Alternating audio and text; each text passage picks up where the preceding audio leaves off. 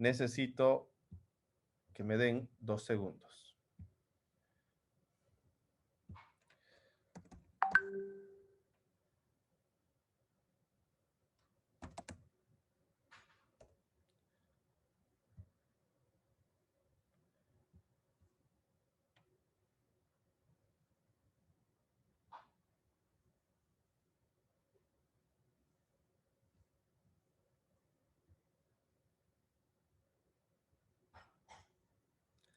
Bien, sigamos. La edad antigua, y ojo que tienen que tomar apuntes, ¿no? Los quiero ver tomando apuntes porque voy a revisar sus apuntes cuando vayan al colegio.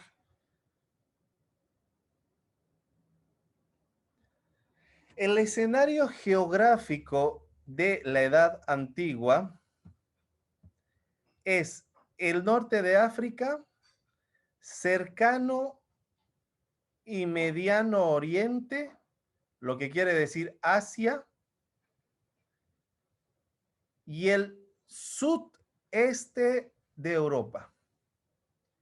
Este es el territorio por el cual y en el cual se lleva a cabo los hechos más importantes de la edad antigua. El norte africano, cercano y mediano oriente, Asia, y el sur oeste de Europa. ¿Sí? Es el escenario geográfico donde toma relevancia la edad antigua. Los que vieron el video han Profesor, debido, ¿sí? disculpe, tengo una preguntita. Ya. El norte de África es toda esa Etiopía, lo que era Egipto, sí, el cercano oriente igual conozco, también lo que era Caldea y Ur, ¿no? Pero el sudoeste de Europa, ¿cuál es? No estoy muy Esto, seguro. ¿Los celtas? ¿Hablamos de los celtas, los no escoceses? estamos hablando de culturas, les estoy hablando acerca de la zona geográfica. Cuando yo le digo los Andes, no le estoy hablando de La Paz, no le estoy hablando de Chile, estoy hablando de los Andes, de los cerros y eso. Ahorita estamos hablando del contexto geográfico. Ok, ¿Sí? ok. Entonces, cuando hablamos de esta zona, ¿y por qué fue importante? Es porque en esta zona se desarrolló la mayor cantidad de riqueza histórica que nutre nuestra cultura. Ahora, los que han visto el video han debido ver que la característica de la Edad Media fue la formación de imperios. ¿Sí? La Sí. formación de imperios. Y vamos a nombrar los imperios más importantes para que ustedes los conozcan. El primer imperio importante está en el norte de África, ¿sí? Que se llama Egipto. Egipto. ¿Sí? Silencien sus micrófonos.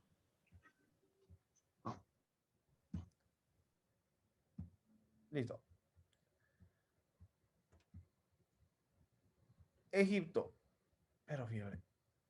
Y Egipto tiene una singularidad. Fíjense, todo esto verdecito que ven por aquí, todo esto es un río. Es el río Nilo. El río más largo del mundo. Porque nace por acá y crece y va, bla, bla, bla. Este es el río más largo del mundo, el Nilo. ¿Sí? Y en Egipto, o previo, vámonos a la semana anterior, en la prehistoria, vimos que en principio los seres humanos no sabían producir sus alimentos, solo sabían cosechar, ¿no es cierto? Vivían de la cosecha. Si encontraban mangas, cosechaban mangas. Si encontraban paltas, cosechaban paltas. Si encontraban sandías, cosechaban sandías. Si encontraban guayabas, no entraban al baño una semana, porque comían mucha guayaba y se estreñían, ya está. Entonces es lo que era. No producían sus alimentos. Poco a poco se fue desarrollando y comenzaron a descubrir y a usar la agricultura a su favor. ¿Cómo es eso? Que comenzaron a producir sus alimentos. La agricultura y la ganadería. Agricultura, ganadería. Y comienzan a producir, comienzan a producir. La primera producción, sus primeros productos eran para satisfacer sus necesidades. Es como si usted ahora en su casa hace una pequeña huertita y ahí tiene sus tomatitos, tiene su apio, tiene su cilantro, tiene su perejil, tiene todo lo que puede, ¿no? ¿Y eso es para vender o para usted? Para uno, ¿no es cierto? Para el consumo local, para su casa. Y es más, no va a alcanzar, no va a satisfacer todo su consumo, sino va a ser, ay, ojalá estos tomates crezcan y de este tamaño los tomates, ¿no? No sirven ni para un brinque los tomates, pero ahí están ustedes felices comiendo sus tomates cosechados por ustedes, ¿no? Y al principio era así, no podían. Las personas tenían que dividir su subsistencia entre lo que cosecho y lo que produzco. Pero aquí surge el primer imperio porque cubre la primera necesidad y la primera necesidad es comer. Entonces, toda esta zona del Nilo, toda esta zona es fértil. Todo esto pueden ver verde, verde, verde, cuando todo lo demás es desértico. Y como pueden producir, comienzan a producir para satisfacer sus necesidades y a la vez para poder vender sus productos. Entonces Egipto comienza a convertirse en un estado que es necesario para otros estados. Pongamos un ejemplo. Ahorita, ¿han ido a los mercados? Bueno, ahorita ya no pueden ir a los mercados, ¿no? Pero han estado hace rato en los mercados. Una locura, parece que el mundo se va a acabar y son 3 días de encierro. ¿Ya? La gente comprando 20 kilos de carne y son 2 personas, digamos, ¿no? ¿Qué va a ser charque por si acaso? La gente está loca, ¿no? 50 kilos de queso. ¿Cuántos son? 3 personas para el basaco. La gente está comprando sin son ni ton. Y es fruto de eso, ¿no? Ahora imagínense si hubiesen dicho, bueno, salgan, beban, pero los mercados van a estar cerrados y no les van a vender nada. Ah, no, la gente se vuelve loca. Encierren, no, pero no nos dejen sin comida, digamos, ¿no? ¿Por qué? Porque es una necesidad básica, ¿sí? Básica. Entonces, los egipcios fueron conocidos porque brindaban alimento, porque brindaban asistencia a otros pueblos. Y de ahí nace el primer concepto que nosotros hemos heredado. Ustedes al presidente Evo Morales le han debido escuchar decir muchas veces el imperio, el imperio, el imperio. Y todos saben que cuando hablaba de imperio, hablaba de Estados Unidos. ¿No es cierto? Bien. Pero el concepto de imperio no nace en la edad moderna. El concepto de imperio nace en la edad antigua con el primer imperio que se fundó, que se formó, que fue Egipto. ¿Cuál es el concepto de imperio? El concepto de imperio es la influencia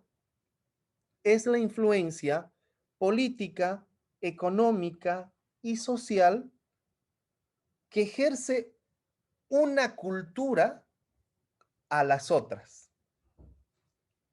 Es la influencia económica, política y social que ejerce una cultura a las otras. ¿Cómo es eso, profesor? Les explico. Y se los explico en local para que me entiendan. Cuando nosotros vamos a la venta, ¿qué vamos a comprar 4 pesos de pan, una mantequilla, una mermelada y una Coca-Cola. ¿Con qué pagamos? ¿Con bolivianos o con dólares? Con bolivianos, ¿no es cierto? Ahí está, son 20 bolivianos. Gracias, caserita. Cuando vamos a comprarnos ropa a la feria, ¿con qué pagamos? ¿Con bolivianos o con dólares? con bolivianos. Cuando vamos a comprar una casa, ¿con qué pagamos?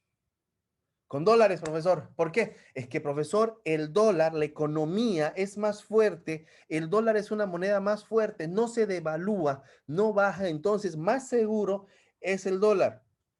Tal vez sea cierto, pero en cierta manera es influencia económica, porque no es nuestra moneda.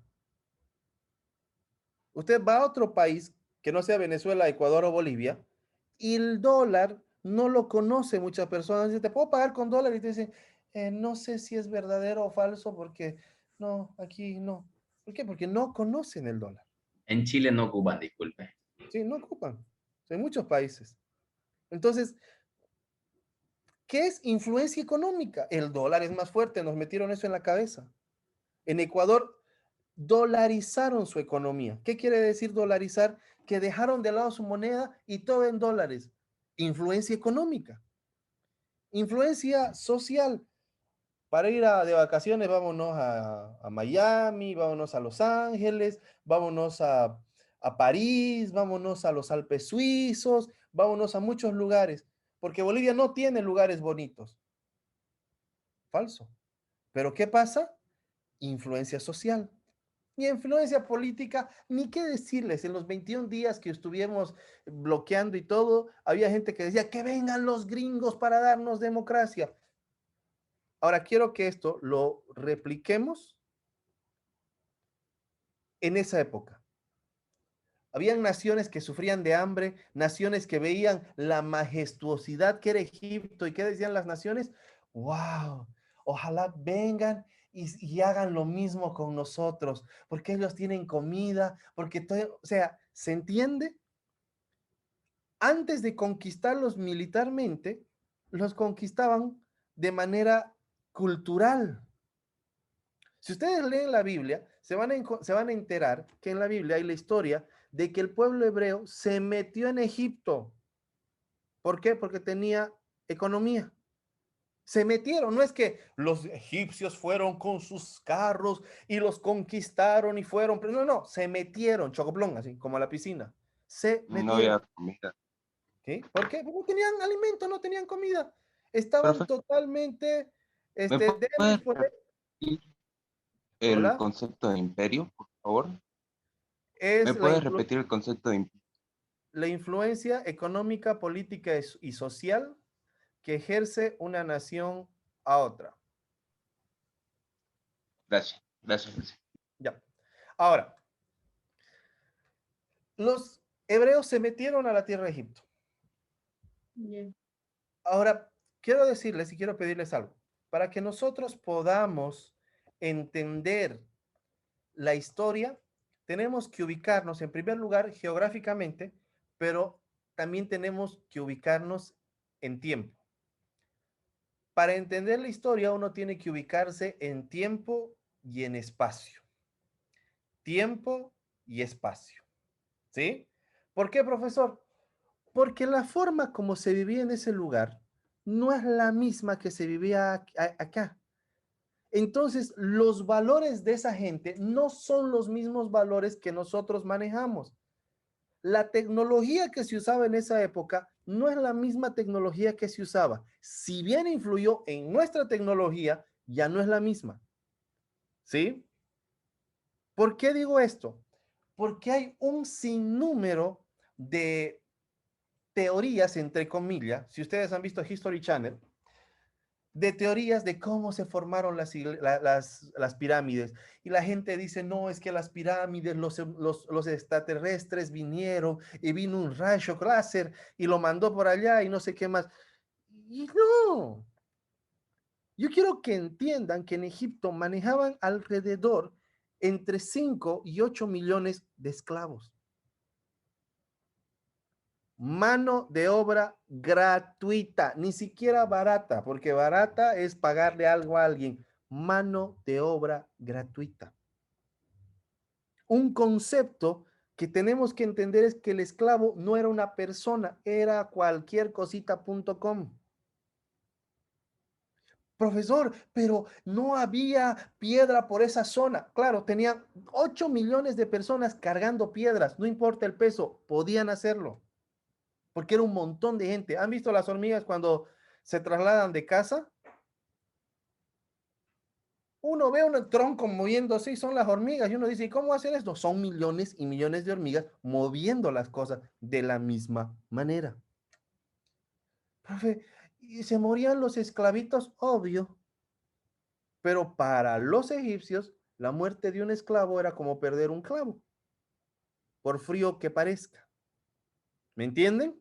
Están logrando entender. Si nosotros si ahorita nosotros comenzamos, no, qué escándalo, qué salvajes, qué desgraciados, infelices, mal. No, no, no. Ubíquense en tiempo y espacio. Ubíquense cómo pensaban ellos. Para ellos, esos no eran personas. Pero, profe, nosotros, sí, nosotros, perfecto, entiendo, comprendo. Pero para entender la historia, uno tiene que ubicarse, repito, en tiempo y espacio. Por eso les mostré el mapa, para que se ubiquen en espacio. Y en tiempo, ahorita les estoy poniendo el contexto. Entonces, al tener todas las maravillas que tenían, los egipcios pudieron conquistar todo con su coqueteo a la necesidad de otros pueblos. ¿Sí? Y los egipcios gobernaron por mucho tiempo, pero luego, imperio que nace, imperio que cae, viene el siguiente imperio que cae. Entonces, todo esto era Egipto, el primer imperio, que no era muy grande, y luego viene Babilonia.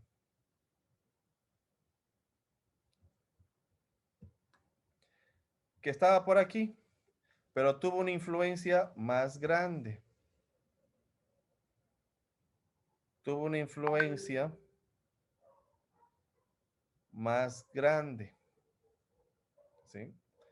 Los babilonios, vuelvo a la Biblia porque es un libro que casi todos tienen, agarraron a los israelitas, los hicieron esclavos y los llevaron a la capital de Babilonia, a Damasco. Ah, no, Damasco es al otro lado, aquí. ¿Sí? Profe, ¿por qué nos está contando eso? Quédense con este dato. Los israelitas, los hebreos, los judíos, o como quieran llamarlos, fueron desterrados de su tierra y llevados a Babilonia. Dato de vital importancia para la siguiente cultura. Los babilonios nos heredaron dos temas. ¿Sí? Esa parte de la geografía va a estar grabado, profe. Sí. Ah, ya. Es que para anotar después, porque Sí, se me va rápido. Por eso, gracias. Entonces, los babilonios nos dejaron dos herencias, dos legados muy importantes. Uno, el concepto de cero. ¿Sí? Los babilonios nos dejaron el concepto de cero. Profe, ¿cómo el concepto de cero? El concepto de un número que significa nada. ¿Sí? Eso es el cero. ¿Cuánta plata tienes? Cero. Nada. Yasca. ¿Sí? ¿Quiénes inventaron ese concepto de ese número redondito y regordete? Los babilonios. Ay, qué lindo, profesor. No, no lindo, nos complicaron la vida. Todos los que no les gustan las matemáticas tienen que entender que una vez se descubrió el concepto del cero, comienzan los números negativos, los decimales, las fracciones, las operaciones aritméticas más largas, comienza el cálculo estructural, comienzan, o sea, si quieren odiar a alguien porque la matemática es complicada, ustedes vienen a esta zona, ¿sí? A esta zonita y gritan con todo su amor, con todo su cariño, por aquí más o menos, y les dicen, desgraciados, porque es la zona donde la matemática se hizo complicada. Y obviamente, si la matemática se hace complicada, la ingeniería se hace más avanzada. Dentro las siete las siete maravillas más importantes del mundo antiguo están las pirámides, sí, y los jardines colgantes de Babilonia, que ahorita no existen, pero eran jardines, eran terraplenes, eran plataformas en la ciudad que eran increíblemente espectaculares. Ahora, no piensen en los parques urbanos, no piensen en los mangales, es un poroto un parque urbano, ¿ya? No le llega a los talones a lo que era Babilonia, ¿sí? Nuevamente los babilonios toman el concepto de imperio, crean una ciudad que parecía una selva en pleno desierto, ¿sí? Con tomas de agua y todo para que eso se mantenga verde. ¿Y qué pasa? Y la gente comienza a ver, ay, Babilonia, ¿cómo será vivir? Somos esclavos, pero vivimos en la capital, en Nueva York, digamos, ¿no? Y es un punto a favor para el concepto de imperio, que la gente se quedaba tranquila porque vivía en una sociedad avanzada, ¿sí? Profesor, ¿y esto qué tiene que ver con nuestro contexto actual?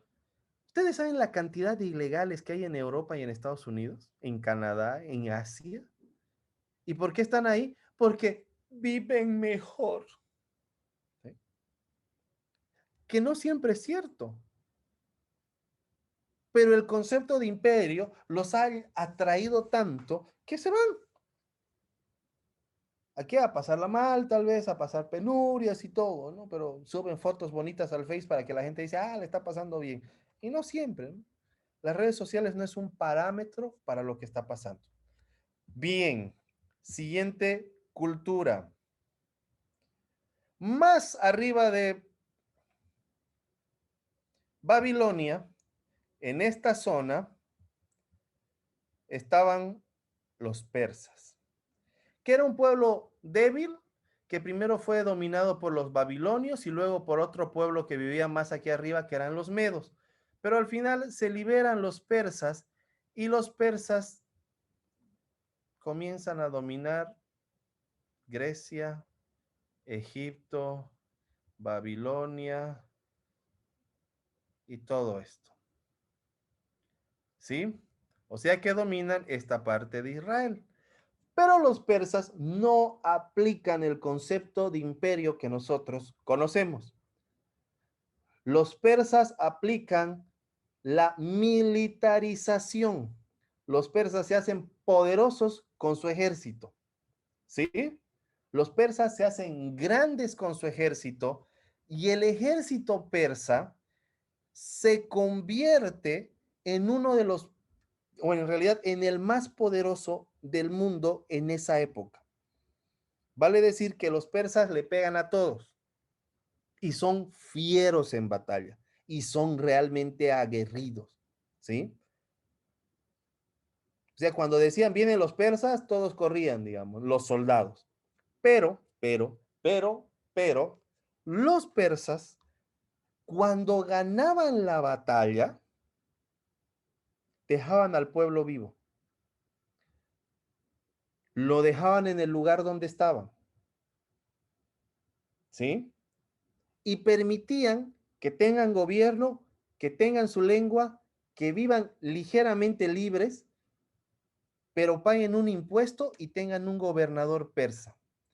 Paso a ponerles el ejemplo. Aquí había un pueblito, oye,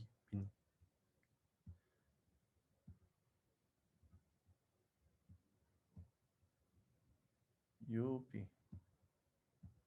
Aquí había un pueblito, ¿sí? Y vienen los persas y se pelean con el ejército y dejan este pueblo libre, que viva tranquilamente, pero le tienen que pagar a los persas un impuesto y aquí ponen un gobernador que es el que está por encima del rey de este pueblo. ¿Se entiende? Genial. Entonces, les dije que los babilonios habían tomado presos, cautivos al pueblo israelita y los llevaron a su ciudad. Los persas lo que hicieron fue volver a los israelitas a su nación para que vivan libres y puedan ejercer su religión y todo lo que querían de manera tranquila y en paz.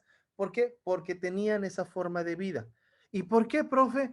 Porque eso permitía que la gente esté contenta con lo suyo, con lo arraigado.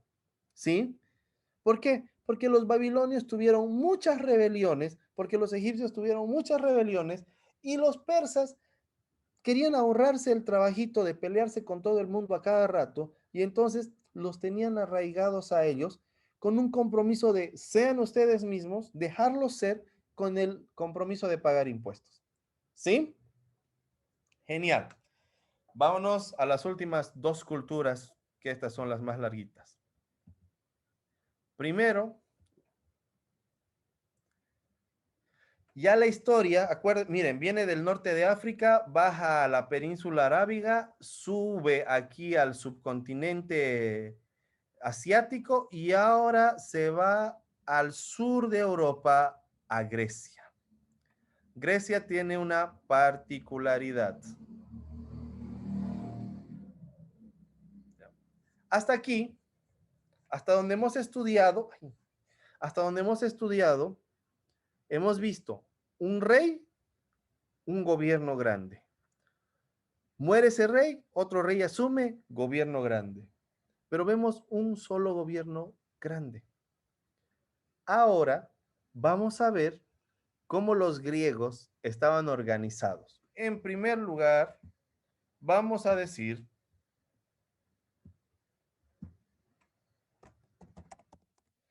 que Grecia estaba dividida en polis. ¿Polis, profesor? Sí, polis, así. ¿Qué significa polis? Ciudades, estado. ¿Qué significa ciudad, estado, profesor? Oye, que cada ciudad tiene gobierno propio y ejército propio. ¿Sí? Eso significa polis.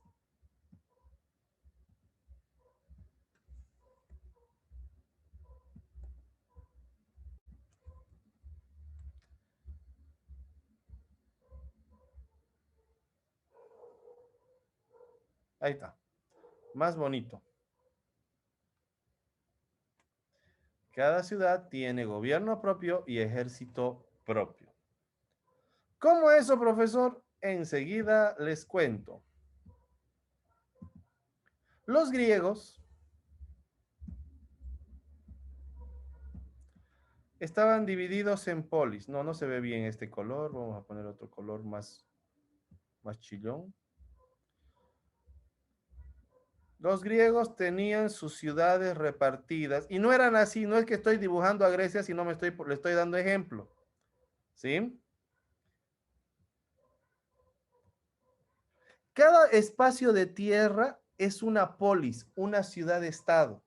Entonces Grecia tenía muchos estados. Y al tener muchos estados, había muchos reyes, había muchos ejércitos. ¿Saben cómo podemos ejemplificar a los griegos? Esta mañana lo ejemplifiqué así, todos me entendieron. No sé si han visto esas familias donde el tío se pelea con el abuelo se pelea con la nieta, la nieta se pelea con el primo se pelea con el hermano se pelea con la abuela y todos se pelean. Es una de pelea única, pero cuando otra familia se mete con esa familia, se unen y le parten la mandarina en gajo a la otra familia, así eran los griegos, ¿ya? Paraban peleándose entre polis. Aquí las polis griegas se peleaban entre ellas, andaban en conflicto continuo, ¿sí? Aquí andaban en conflicto continuo, especialmente la polis griega de Esparta y la polis griega de Atenas. Dos polis que estaban constantemente en pelea, ¿sí? Constantemente en pelea. Entonces, aquí tenemos a Atenas. Ahí. Aquí tenemos a Esparta. La forma de gobierno de Esparta, no, este color no va a resaltar. Resaltaba todo lo común y lo social. ¿Cómo eso, profesor? Claro, todo era de todos y nada era de nadie. Rayos. Entonces aquí nació, en cierta manera, la forma de gobierno del comunismo o el socialismo. ¿Se entiende? ¿Por qué, profesor? ¿Cómo dice eso? ¿Qué pasó? Cuéntenos. Les cuento. En Esparta no existía la propiedad privada. La tierra era del Estado, de todos. ¿Sí? Entonces nosotros, los espartanos, digamos que somos espartanos, éramos dueños de toda Esparta, pero no podíamos decir, este es mi Chaco, porque no era su Chaco, era del Estado. ¿Me entienden? Era de todos. Todo era de todos, de la comunidad o de la sociedad. Por eso viene el concepto básico del comunismo y el socialismo. Todo es en común. ¿Me están entendiendo? Estamos hablando de conceptos básicos. No estamos entrando a filosofía política. Es la base cómo se formaron luego las filosofías políticas. Ahora, ¿qué tan social y tan común era todo de todos? Hasta los hijos.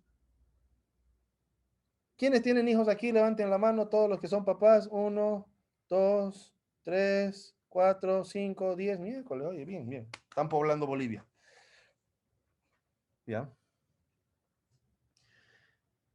¿Dejarían que sus hijos de 6 años se vayan a hacer su ejército militar so peligro de que mueran? Pues piensen como los espartanos. Es por el bien de la sociedad y hay que dejar ir al enano a que pelee una guerra. Sí, eso sucedía. Los espartanos soltaban a sus hijos. En realidad el ejército iba a reclutar a sus niños a los 6 años. E iban y estaban ahí los niños, le decían, bueno, señora, usted ha criado bien a su hijo, usted le ha dado una buena educación, ahora nos lo llevamos a que peleen. Y obviamente, entre los 6 años y los 18 años que estaban recibiendo la primera instrucción militar, muchos niños morían. ¿Y qué pasaba? Era bueno. ¿Por qué? Porque la sociedad espartana se dedicaba a una sola cosa, la guerra. ¿Sí? Los espartanos solo se dedicaban a pelear. Es más, los espartanos no peleaban solo sus guerras, sino iban a sus vecinos, los buscaban y les decían, ¿tendrá una guerrita por ahí? ¿Por qué? Porque estaban buscando, su forma de vida era la guerra. Ahora sí, perdón, un pequeño problema. Ya, ahora sí. Ustedes saben lo que es una lápida, ¿no es cierto? La lápida es el lugar donde se pone el nombre de la persona que ha muerto. Para que el nombre aparezca en la lápida de un espartano, debía haber muerto en batalla. ¿Me entienden? Si algún espartano estaba caminando por la calle, pisaba la cáscara de un guineo, se rompía la nuca, no le ponían el nombre en su lápida, se había muerto cualquiera. Entonces era importante para los espartanos morir en batalla. Era su forma de vida. Entonces, ellos tenían que tener un entrenamiento único para poder ser los mejores en batalla. A ese nivel llegaba su socialismo. Los atenienses. Los atenienses tenían un sistema de gobierno que era el demos kratos. ¿Qué significa esto? Para nosotros, para nuestro lenguaje, para nuestro castellano.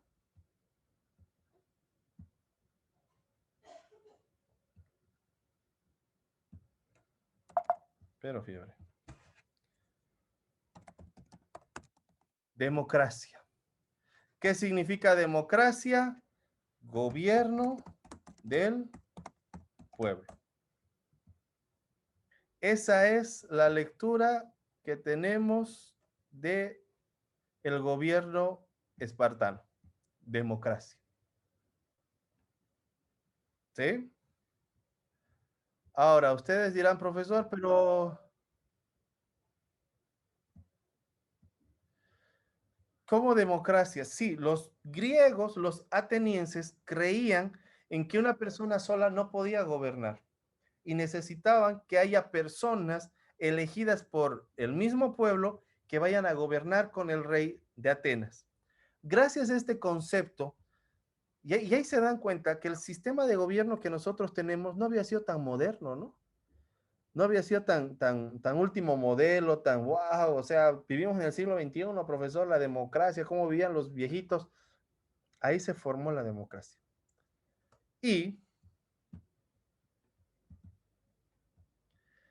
gracias a la democracia y gracias a que los atenienses les gustaba pensar, nace la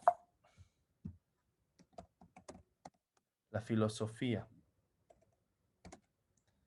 que en griego sería philios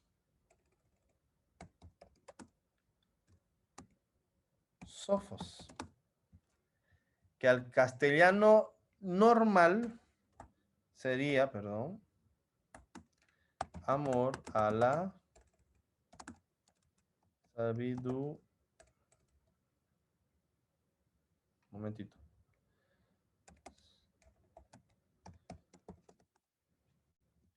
Amor a la sabiduría, filosofía. Ay, profe, qué romántico. Los griegos amaban a la filosofía, a la sabiduría. No, no, no, no, no. ¿Sí? No es un tema de amor romántico.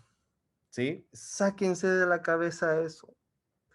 Cuando yo estaba en colegio nos decían filosofía significa amor a la sabiduría. Yo me imaginaba uno encamotado besando un libro, ¿no?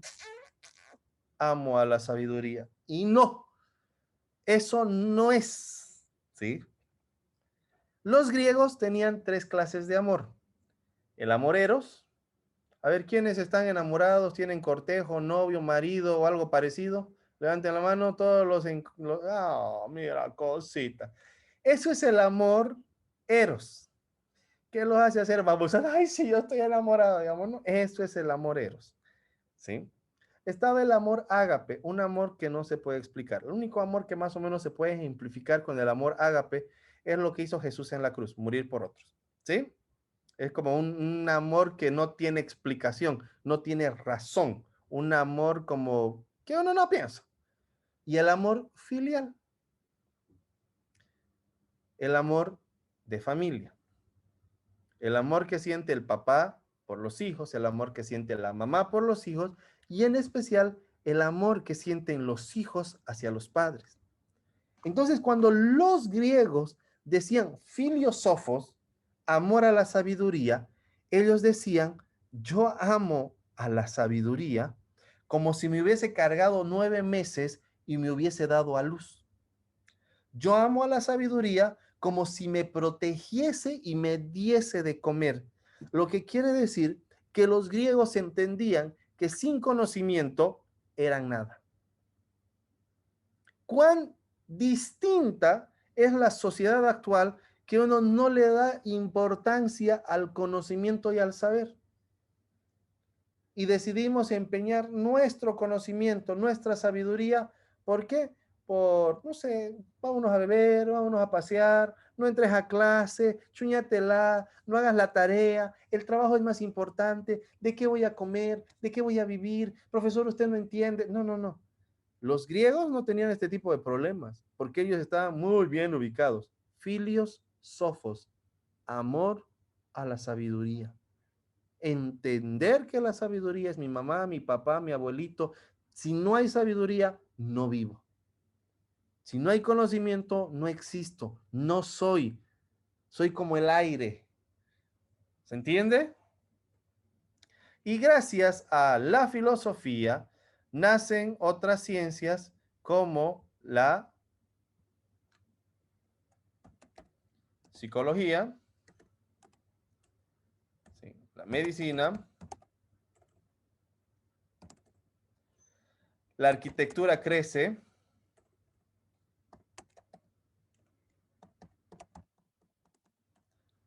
la literatura crece, y en Grecia y en Atenas nace el concepto, miércoles que estoy, de ciudad moderna.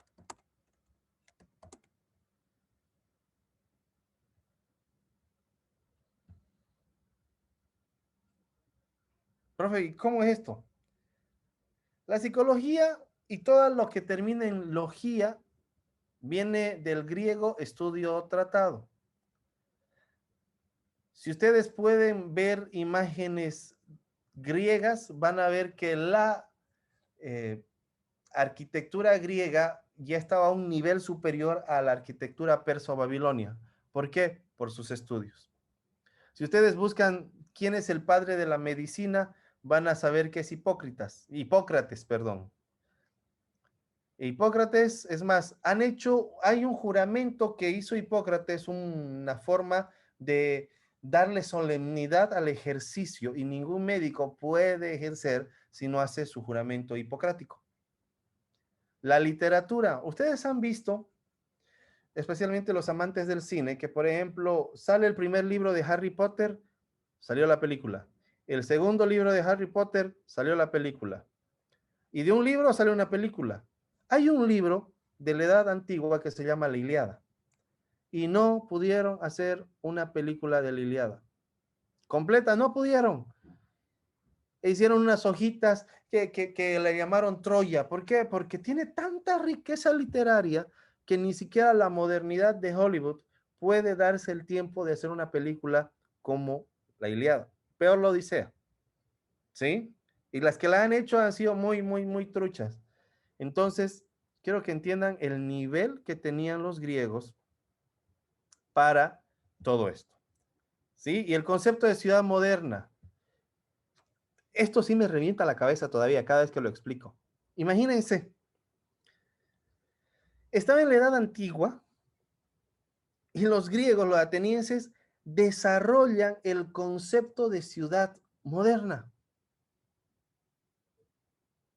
O sea, se saltaron una edad más, la edad antigua, la edad media, y le brincaron a la moderna y dieron luces en esa etapa de una ciudad como la que nosotros vivimos, con centros de abastecimiento, con iglesias, con lugares de esparcimiento, con lugares de gobierno, como es ahora. Y ese concepto viene de Grecia, de Atenas. Entonces, quiero que entendamos que los griegos tenían estaban un paso delante de todas las culturas. La influencia griega para nuestra actualidad es enorme. Ni qué decir para las culturas anteriores. Si en un siglo XXI estamos recibiendo tanta influencia griega, imagínense la influencia que tenían los siglos pasados, las anteriores generaciones. Imagínense la influencia que tuvieron los romanos, que fueron la siguiente cultura. O sea, ya es otro nivel. Luego de Grecia, nos pasamos a la península itálica, y aquí hay una zonita que se llama Roma, aquí, que esta fue en su época el ombligo del mundo. Roma fue la ciudad más grande de la época, que llegó a tener entre ciudadanos libres, solamente libres y únicamente libres, más de 1 millón de personas. Pero profesor, Santa Cruz pues tiene 1 millón de personas. ¿Cómo vamos a hacer alarde de que Roma tenía 1 millón? Sí, sí, sí. Ahorita nosotros somos 9.000 millones de personas. En esa época no llegábamos a los 100 millones de habitantes y había una ciudad que tenía 1 millón de habitantes. Desarrollaron sus carreteras de tal manera que el adagio, que el dicho popular, todos los caminos llevan a Roma, es cierto. Todos los caminos llevaban a Roma, toditos. Desde el norte de, momento. Desde el norte de África, desde España, desde Francia, desde esta parte, desde Austria, desde Bulgaria, Grecia, todo esto que ustedes están viendo, Turquía, había un sistema carretero que conectaba todo el mundo conocido con Roma. ¿Por qué? Porque era la ciudad más importante de esa época. Súper importante, súper. Si usted quiere llegar a algún lugar, muchas veces tiene que darse una vuelta entera para poder llegar porque no hay carreteras, aún en nuestra modernidad. ¿Sí? No hay una carretera Cochabamba-Trinidad directa. Entonces quiero que entiendan cuán importante era Roma para la historia y para esa época que todas las carreteras llevaban a Roma. Ahora, un ratito, les voy a mandar foto de esto.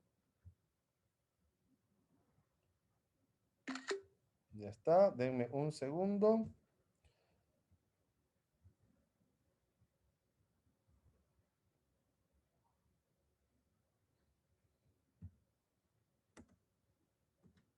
Creo que es este. A ver. Enviar. Listo, eso es. Ya les he mandado su WhatsApp lo que escribí. Y ahora vamos a hablar acerca de Roma. El video que les envié y tienen que ver ustedes habla acerca de Roma. Quiero hablar sobre una etapa de Roma.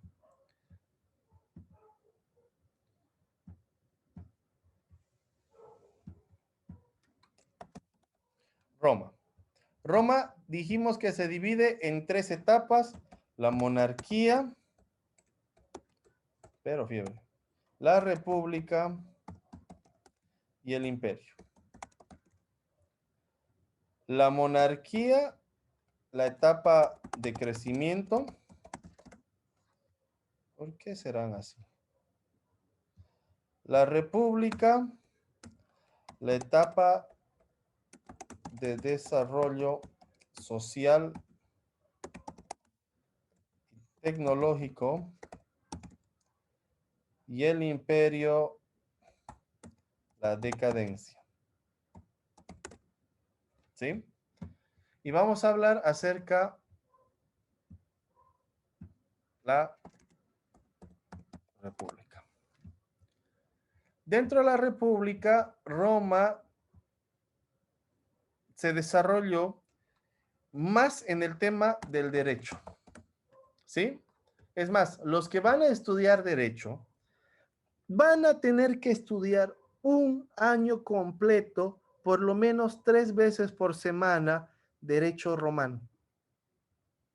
¿Qué, profesor? Sí. ¿Por qué? Porque es la base del derecho actual.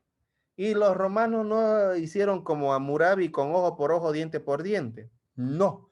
Los romanos realmente se tomaron en serio el tema del derecho. Crearon conceptos. ¿Sí? Y dentro de los conceptos que crearon los romanos, este no era, perdón. Dentro de los conceptos que crearon los romanos estaban el concepto de justicia, de ley y de persona. ¿Sí? Esos son los conceptos. ¿Cuál era el concepto de derecho? Seguir una línea recta sin doblar a izquierda o derecha. Ese es el concepto de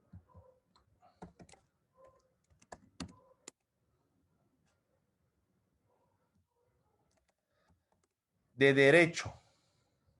Pero, profe, es muy básica. Sí, pero es justo lo que necesitamos saber qué es derecho. Seguir una línea recta sin doblar a la izquierda o a la derecha. ¿Qué es justicia? Darle a cada cual lo que le corresponde por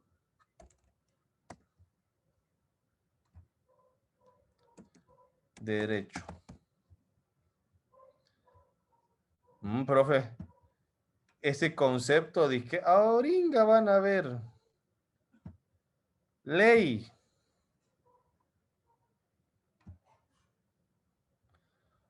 Conjunto de normas jurídicas que sirven para normar la conducta del hombre en la sociedad.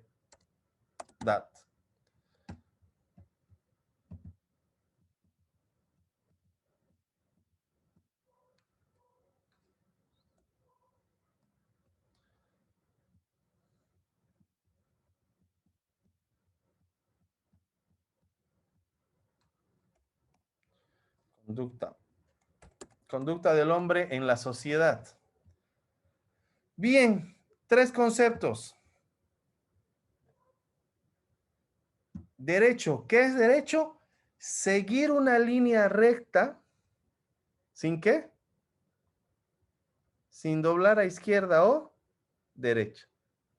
No es, ay, qué bien, voy a hacer algo bueno. Ay, no, pero es mi amigo y mejor le voy a dar. ¿Se entiende?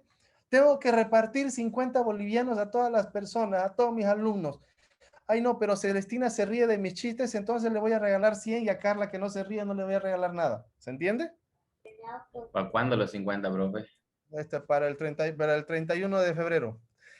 Entonces, seguir recto. Recto, recto, recto, recto. No torcerse por favoritismo, no torcerse por amiguismo, por partidarismo. El concepto de derecho es seguir recto a pesar de las circunstancias. Siguiente concepto, ¿cuál era? Justicia. Y me encanta este concepto. Darle a cada cual lo que le corresponde por derecho. ¿Saben por qué? Porque estamos acostumbrados a pedir justicia pensando que esa palabra es un beneficio para nosotros, cuando muchas veces puede ser un castigo. Cuando muchas veces puede ser un peso sobre nuestra cabeza. ¿Saben por qué? Porque yo esta palabra la escucho en realidad en su negativo mucho. Va alguien que le vale madre y esté en las clases porque tiene que estar, no presta atención, no tome apuntes, está haciendo cualquier cosita.com y luego no cumple y luego viene, profe, por favor, ayúdeme, le daré un trabajito. Claro, no hizo nada todo el semestre y ahora quiere un trabajito. Y se le dice, no, porque no corresponde, porque el trabajo, todos han trabajado todo el módulo y alguien quiere pasar con un trabajito. ¿Y saben qué dicen? Qué injusto, profe. No, estoy siendo justo, le estoy dando lo que le corresponde, su aplazo. ¿Se entiende? Como dicen, cuando la ley es pareja, Claro. Entonces, ¿qué pasa?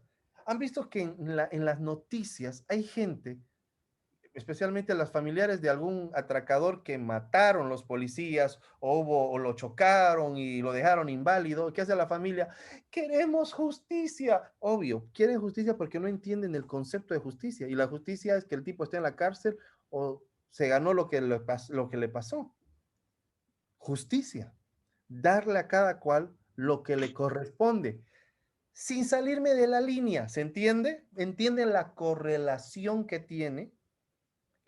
No es que los romanos soltaban frases sueltas y decían, ay, qué bonito va a sonar. No, no, no. Seguir recto, darle lo que se merece, sin que me caiga mal y darle más de lo que se merece o darle menos de lo que se merece porque me cae bien. ¿Se entiende? Siguiente concepto es ley. Conjunto de normas jurídicas que sirven para normar la conducta del hombre en la sociedad. Hay gente que está acostumbrada a decir que la ley está para controlar la vida del hombre. Hay gente que dice, no, es que la ley ha sido creada para oprimir al hombre y el hombre está siendo oprimido por las leyes. Y es falso. ¿Sí? La ley nos permite vivir en armonía entre iguales. ¿Sí? ¿Por qué, profesor? Sencillo. ¿Qué es lo natural? ¿Matar o no matar? Matar. ¿Matar es lo natural? No. ¿Andamos matando por la vida? No. No. No. Lo natural es no matar, ¿no es cierto? Sí. Entonces, si se crea una ley para los que matan, yo tengo que afligirme, tengo que preocuparme. Ay, me van a meter preso porque dice que van a meter preso a los que matan. ¿Me tengo que preocupar? No, porque yo no mato, ¿no es cierto? Sí. ¿A quiénes van a perseguir? A los A que las matan. personas. Claro. Entonces me están protegiendo a mí y están persiguiendo a los que matan. ¿Sí? Sí. Entonces, por favor, quiero que ustedes entiendan que la ley sirve para que vivamos en armonía entre iguales. Nos da orden y sentido. Nadie es tan cabezón como para decir, bueno, profesor, me voy del curso y me voy por la pared de atrás, no me importa que no haya puerta, pero yo no creo en la ley de la física y voy a pasar por aquí y voy a ir corriendo y va a ver y se va a tirar el golpe de su vida. Porque por más que crea que la ley de la física no existe, está para normar la conducta. Y estamos hablando de todo tipo de leyes. ¿Sí? Y aquí con esto rematamos. Ay, me cansa siempre. Aquí, persona. Y voy a hablar de los dos conceptos de persona que existen. El concepto actual que dice que una persona es todo ente capaz de adquirir derechos y contraer obligaciones. Todo ente capaz de adquirir derecho y contraer obligaciones.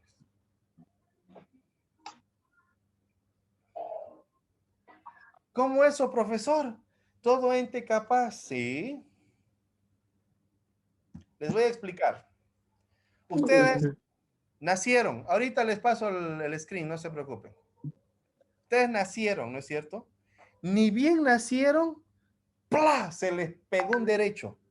¿Sí? Sí. Se les pegó un derecho. ¿Y saben qué derecho se les pegó? El derecho a la vida. Porque su papá o su mamá no dijeron, ¡ay, qué feo, mátelo! No, no podía. Hija, vamos a tener otro, este nos salió feo, digamos. No. ¿Sí?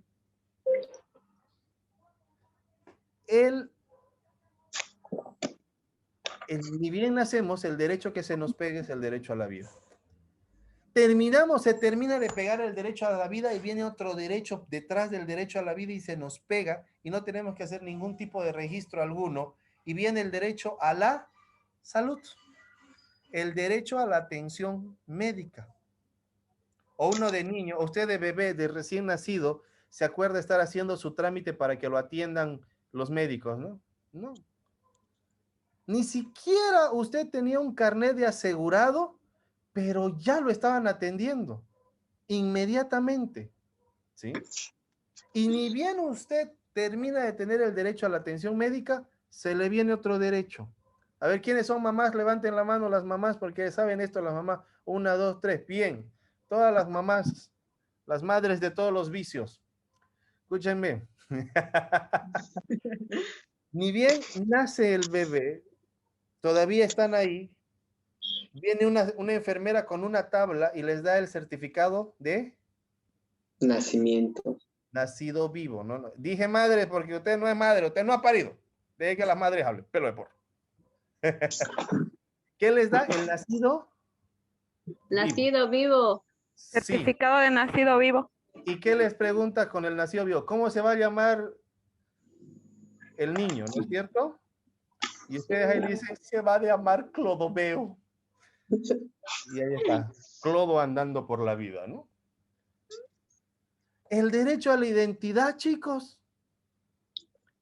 O sea, miren, ustedes ni bien nacimos, todos los que ni bien nacimos, se nos pegaron 3 derechos. A la vida, a la salud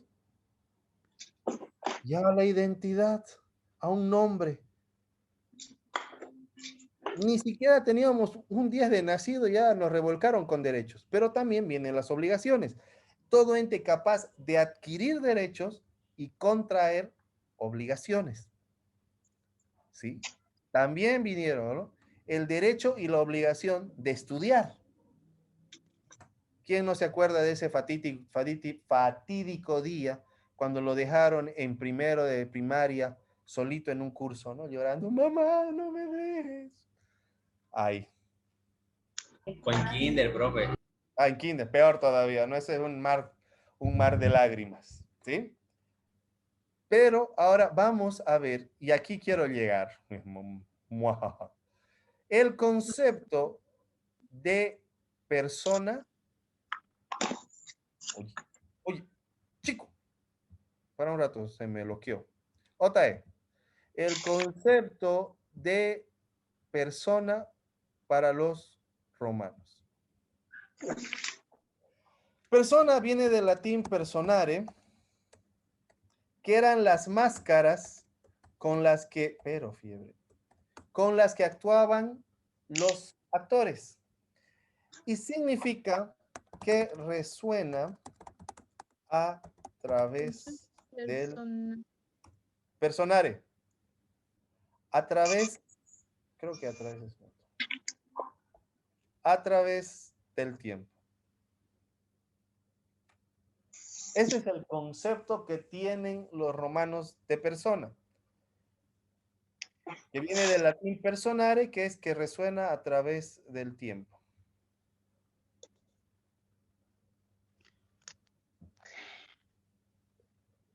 Ahora me toca dar mi charla motivacional del día. ¿Entienden el concepto? Personare, que resuena a través del tiempo. Ahorita, la sociedad actual nos dice, no, divertite, pasala bien. Si no cometes errores en el presente cuando sos joven, ¿de qué te vas a reír cuando seas viejo? Error. Los romanos la tenían muy clara. Los romanos decían, todo lo que hagas hoy, mañana o pasado va a resonar en tu futuro siempre. ¿Sí? Lo que vayas a hacer ahora va a resonar en todo momento. Lo que sos ahora, me encanta esto, lo vamos a poner, espérenme, denme 2 segundos. Ya me emocioné, dijo uno.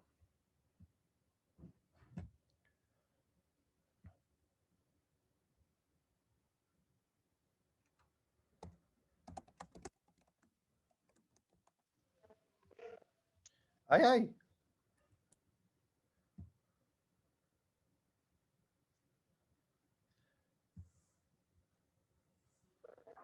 Si alguna vez terminaste de leer la página de un libro y se te olvidó lo que leíste, o si tu mente se Bien. ¿Dónde están ustedes? Aquí están. Ya está. Ahora sí ponemos el brillo para que se vea bien a full. Comparto el sonido. Hacemos grande este cachivache y lo soltamos.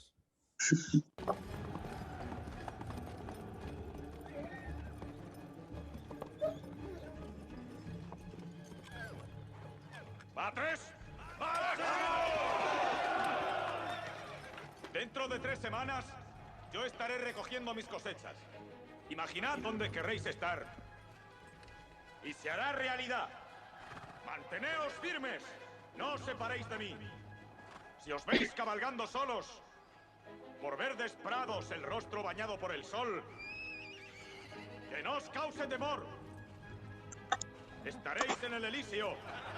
y ya habréis muerto. Hermanos, lo que hacemos en la vida tiene su eco en la eternidad. ¿Entendieron? Lo que hacemos en la vida tiene su eco en la Lo que eternidad. hacemos en la vida Cállate. Ya, ahora sí. Lo que hacemos en la vida tiene eco en la eternidad. Esta es una película que se ha filmado hace no mucho, pero tiene mucho de realidad con el pensamiento romano. Personare, que resuena a través del tiempo. Lo que hago, lo que hice y lo que voy a hacer va a repercutir en mi futuro en cualquier momento. ¿Sí? Yo a sus compañeros, cuando pasaba clases presenciales, cuando estábamos en un aula sentados, les preguntaba, ¿ustedes contratarían a sus mejores amigos para que trabajen con ustedes en sociedad en una empresa? Saben que la mayoría me decía no. Ahora la pregunta es, ¿qué hacen juntándose con gente que no suma en su vida?